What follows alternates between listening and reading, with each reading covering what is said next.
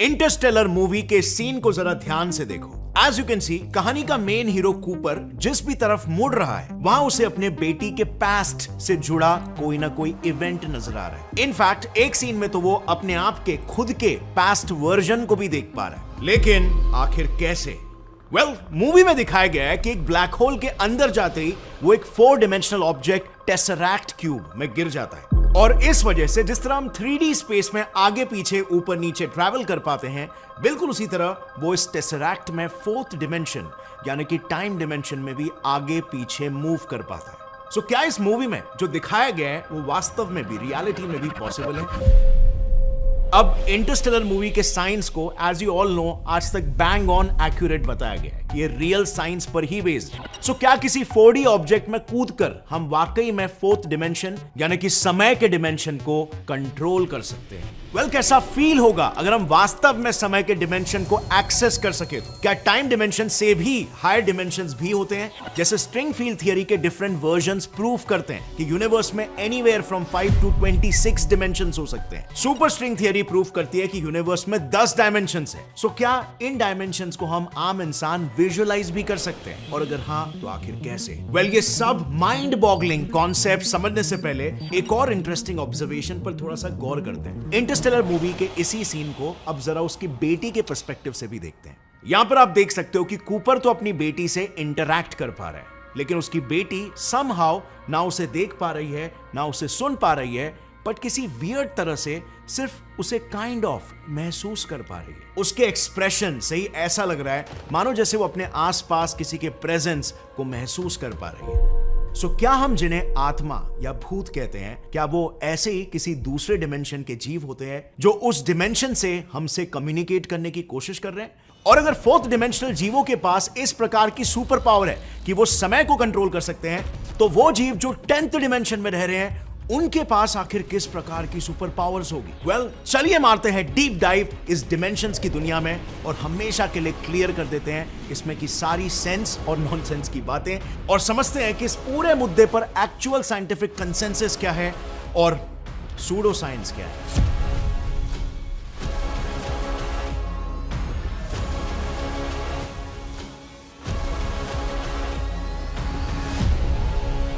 Friends, जब मैं इन dimensions को स्टडी कर रहा था ना, तब मुझे पता चला कि ऐसे कई सारे वीडियोस हैं जो ये क्लेम कर रहे हैं कि यूनिवर्स में इन टोटल 10 डिमेंशंस हैं। इन सभी वीडियोस के अनुसार जैसे ही आप 3rd से ऊपर वाले डिमेंशन यानी कि 4th और 5th डिमेंशन में जाते हो, जैसे ही आप उस रेल्म, उस डिमेंशन में एंटर करोगे, आपको एक पावर मिल जाएगी, टाइम को कंट्रोल करने की पावर, जिसकी मदद से आप टाइम को slow fast, rewind fast forward, ये सब कुछ कर पाओगे। कन्वीनियंटली स्पीकिंग, स्क्रीन पर चल रहे किसी भी पसंदीदा मोमेंट को सिलेक्ट करके आप फिर से एक बार मजे से उसे जी पाओगे। इनफैक्ट इंटरस्टेलर मूवी में भी कूपर को यही पावर मिली थी। एक बड़े से 4D object so called tesseract cube में कूदते ही वो अपनी बेटी मर्फी के लाइफ के हर एक पड़ाव को कभी रिवाइंड तो कभी फास्ट फॉरवर्ड करके देख पा रहे थे। लेकिन इन दोनों डिमेंशंस, 4th और 5th डिमेंशंस में कुछ लिमिटेशंस हैं। इसमें आपके पास सिर्फ इंफॉर्मेशन का एक्सेस होगा, उसको बदलने की कोई पावर नहीं होगी। तो अगर हमें इन डिमेंशंस में मिली इंफॉर्मेशन या हमारे पास्ट को बदलना है, तो इससे भी हायर डिमेंशन यानी कि 6th डिमेंशन में जाना होगा। 6th डिमेंशन में कदम रखते ही आप में बेसिकली वो सभी शक्तियां आ जाएगी जो MCU के डॉक्टर स्ट्रेंज के पास है। अब अगर आपने एवेंजर्स की इन्फिनिटी वॉर मूवी देखी होगी, तो उसमें डॉक्टर स्ट्रेंज इस तरह से बैठकर वॉर के उन सारे 14,605 पॉसिबिलिटीज को एक एक करके देख रहा होता है। Hey, what was that? Went forward in time to view alternate futures, to see all the possible outcomes of the coming conflict. और उसके बाद वो खुद से ही अपने दुश्मन थानोस को टाइम स्टोन दे देता है कि लो भाई ले लो। और ऐसा वो सिर्फ इसीलिए करता है क्योंकि डॉक्टर स्ट्रेंज ने इन सब पॉसिबिलिटीज में ये देखा होता है कि जिस पर्टिकुलर टाइमलाइन में वो बिना किसी बगावत के खुद से थानोस को टाइम स्टोन दे रहा होता है, सिर्फ उसी टाइमलाइन में लास्ट में थानोस हार जाता है। बाकी टाइमलाइंस में अनफॉर्चुनेटली सारे एवेंजर्स ही हारते हैं।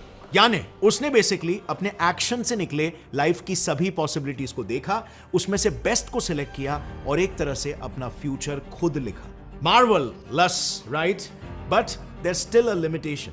6th डिमेंशन में आप सिर्फ अपने खुद के टाइमलाइंस, और वो भी सिर्फ एग्जिस्टिंग टाइमलाइंस को ही देख और मैनिपुलेट कर सकते हो। आप नए टाइमलाइंस को क्रिएट नहीं कर सकते। अगर आपको ये भी पावर चाहिए तो आपको 7th या 8th डिमेंशन तक ऊपर उठना होगा।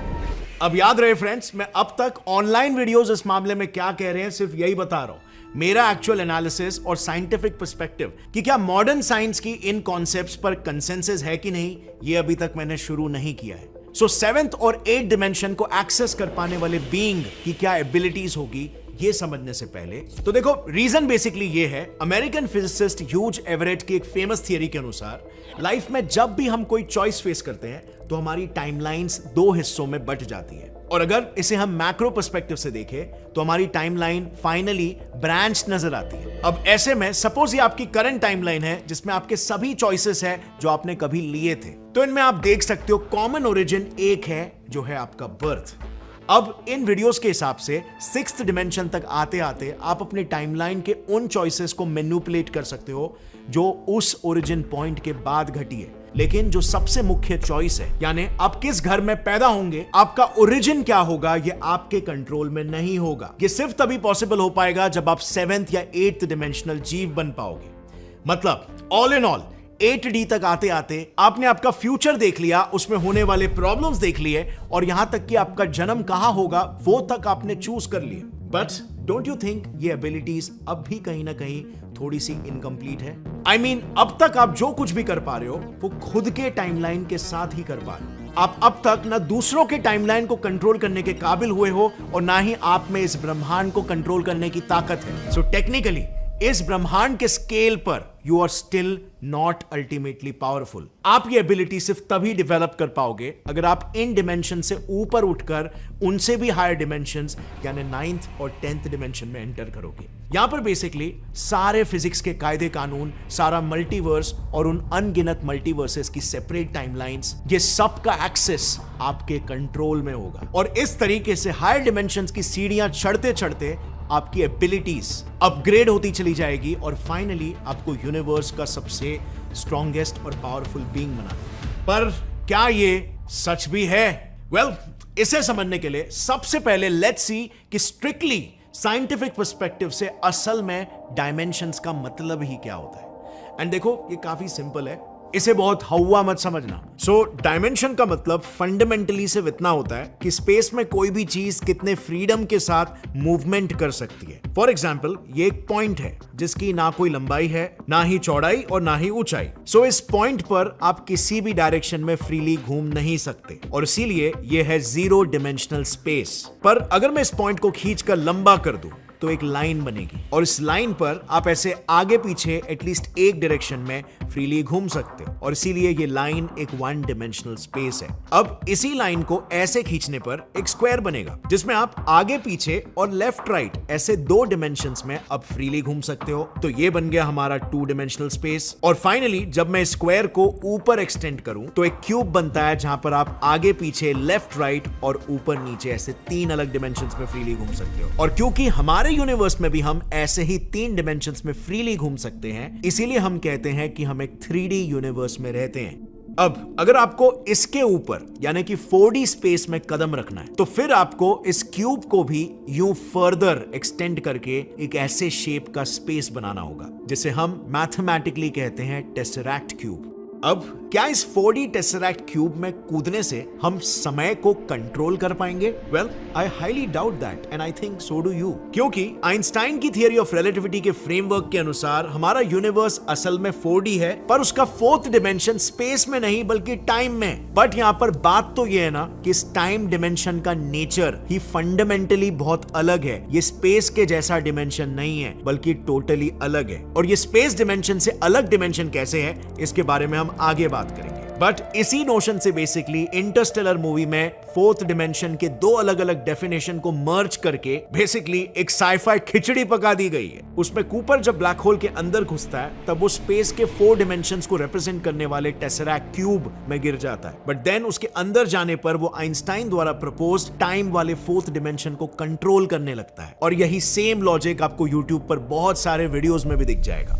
अब ये लॉजिक गलत क्यों है? वेल, जस्ट बिकॉज ये पूरा लॉजिक एक एजम्पशन पर बेस्ड है कि हमारा ब्रह्मांड एक प्री प्लान्ड ब्लॉक यूनिवर्स की तरह काम करता है। जिसमें सभी इवेंट्स ऑलरेडी घट चुके हैं, बस सिर्फ वो रियल टाइम के हिसाब से प्ले हो रहे हैं। और तभी तो हम यूनिवर्स में टाइम को फॉरवर्ड और बैकवर्ड में प्ले कर सकते हैं। जैसे स्पेस डिमेंशन में हम फॉरवर्ड बैकवर्ड मूवमेंट कर पाते हैं। मानो जैसे ये यूनिवर्स एक डीवीडी है जिसमें सारे इवेंट्स का इंफॉर्मेशन ऑलरेडी इंस्टॉल्ड है और इसे बैकवर्ड और फॉरवर्ड प्ले करना संभव है। अब इसमें प्रॉब्लम देखो क्या है। अगर हमने हमारे यूनिवर्स को ऐसे विजुअलाइज किया तो इससे टेक्निकली ये प्रूव हो जा रहा है कि ये ब्रह्मांड डिटर्मिनिस्टिक है और इसमें कुछ भी रैंडमली नहीं हो रहा जो कि प्री डिटरमाइंड नहीं है। जबकि क्वांटम मैकेनिक्स जैसे साइंस का मुख्य ब्रांच कई बार ये प्रूव कर चुका है कि यूनिवर्स में सभी चीजें सबसे बेसिक या फंडामेंटल लेवल यानी क्वांटम लेवल पर रैंडमली घटती है। और यूनिवर्स के इसी नेचर को प्रूव करने के लिए लास्ट ईयर साइंटिस्टों को नोबेल प्राइज भी मिले थे। सो टाइम को स्पेस जैसा एक डिमेंशन समझने का कॉन्सेप्ट क्लियरली एक बड़ा पैराडॉक्स क्रिएट कर रहा है। But you know what's funny, ये इकलौता पैराडॉक्स नहीं है, दो और पैराडॉक्सेस भी है लाइन में।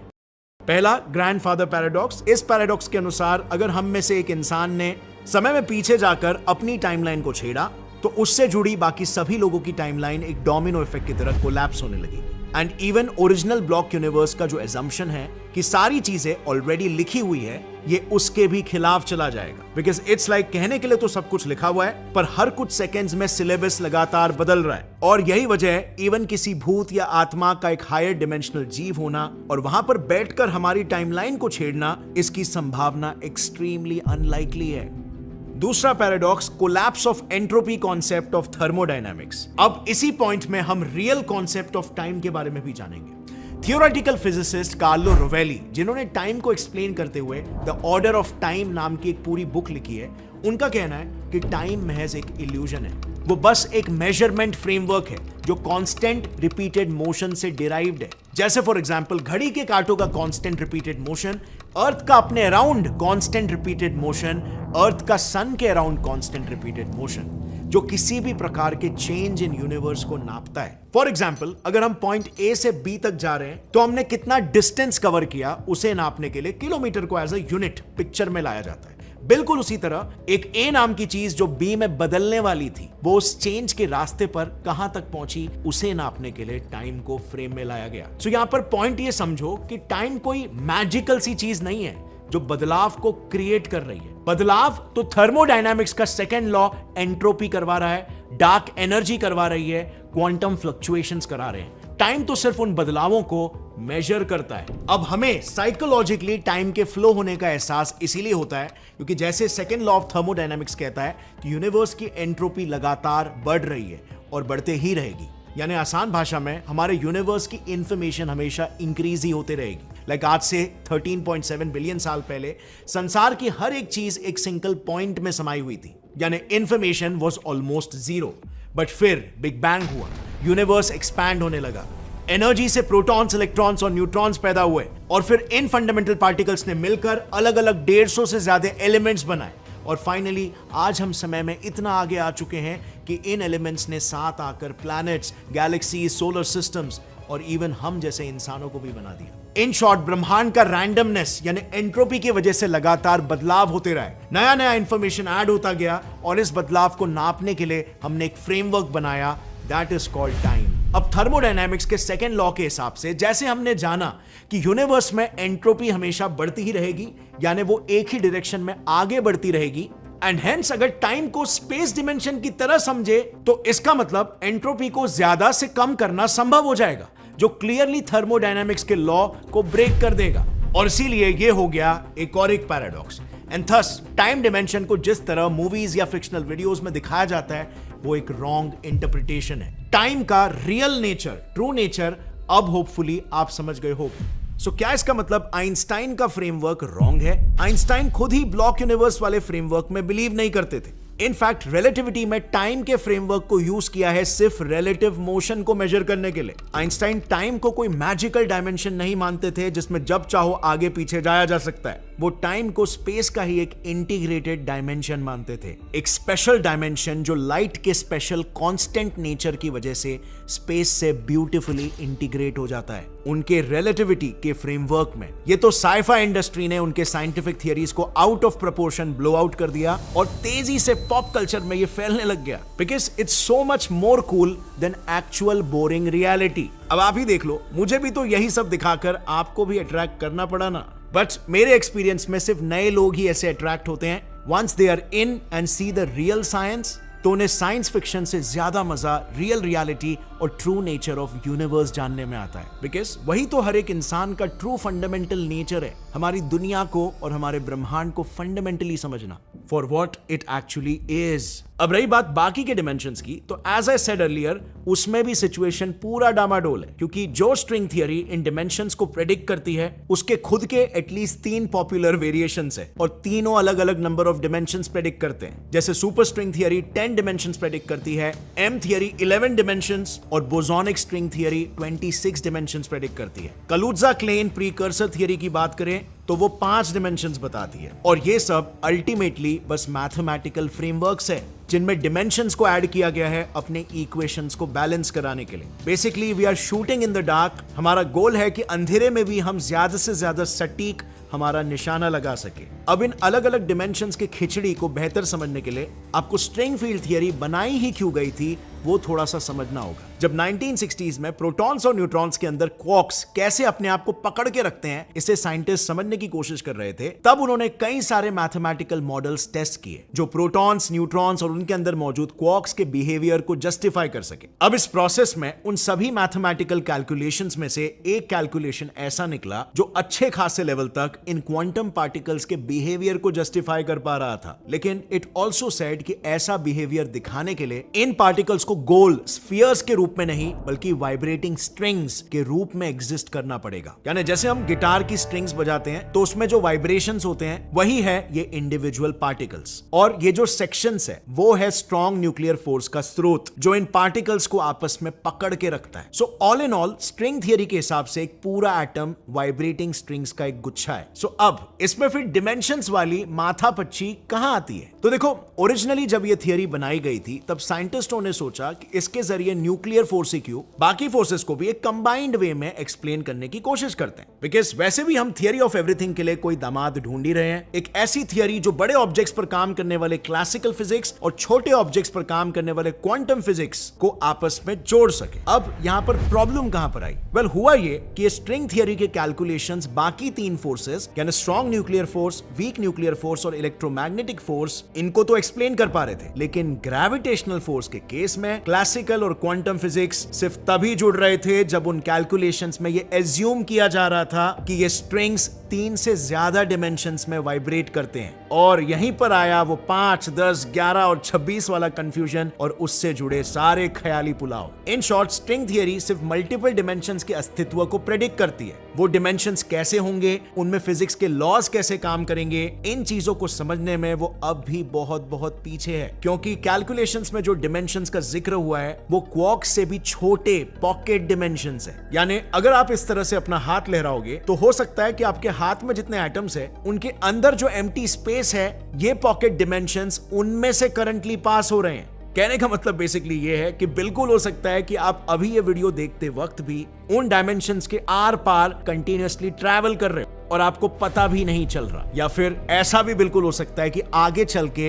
ये पूरा स्ट्रिंग फील्ड थियरी का फ्रेमवर्क ही डिस्ट्रॉय हो जाएगा, क्योंकि कोई बेहतर थियरी आ जाएगी जो विदाउट वियर्ड डिमेंशनल प्रेडिक्शंस हमें सटीक जवाब दे पाएगी। सो आपको क्या लगता है, क्या ये एक्स्ट्रा डायमेंशंस एक्चुअली में एग्जिस्ट करते हैं? आपने वीडियो को अब तक देखा, मैं चाहता हूं आप नीचे कमेंट्स में आंसर लिखो ताकि मुझे भी पता चले कि आप वाकई में कॉन्सेप्ट्स को समझ रहे हो। खैर, with time I think in dimensions को लेकर हमारी अंडरस्टैंडिंग और भी ज्यादा पॉलिश होती जाएगी, स्पेशली जब हमारे पास एक ऐसी टेक्नोलॉजी होगी जो क्वांटम लेवल के पार जाकर ब्रह्मांड की सबसे छोटी साइज यानी कि प्लैंक लेंथ के साइज की चीजों को विजुअलाइज कर पाएगी। And trust me, this is hell of a task, क्योंकि प्लैंक लेंथ इतना छोटा होता है कि अगर हम इलेक्ट्रॉन को भी पृथ्वी जितना बड़ा बना दे तो अब इसके सामने प्लैंक लेंथ लिटरली एक एटम के साइज जितना होगा। इनफैक्ट प्लैंक लेंथ के विजुअलाइजेशन और फिजिक्स में ये इतना इंपॉर्टेंट क्यों है, इस पूरे मुद्दे पर मैंने एक डिटेल्ड वीडियो ऑलरेडी बनाया भी है, जिसे आप यहां पर आई बटन पर क्लिक करके चेकआउट कर सकते हो। काफी इंटरेस्टिंग वीडियो है, बहुत ही यूनिक पर्सपेक्टिव आपको मिलेगा साइंस को लेकर कि क्वांटम लेवल पर चीजें आखिर कैसे वर्क करती है। अगर इस वीडियो से आपको कुछ भी नया सीखने मिला, एक लाइक जरूर करना और सब्सक्राइब कर लो चैनल को, क्योंकि ऐसे इंटरेस्टिंग और नॉलेजेबल वीडियोस आगे भी यहां पर आते रहेंगे। सो सी यू सून, टेक केयर, जय हिंद।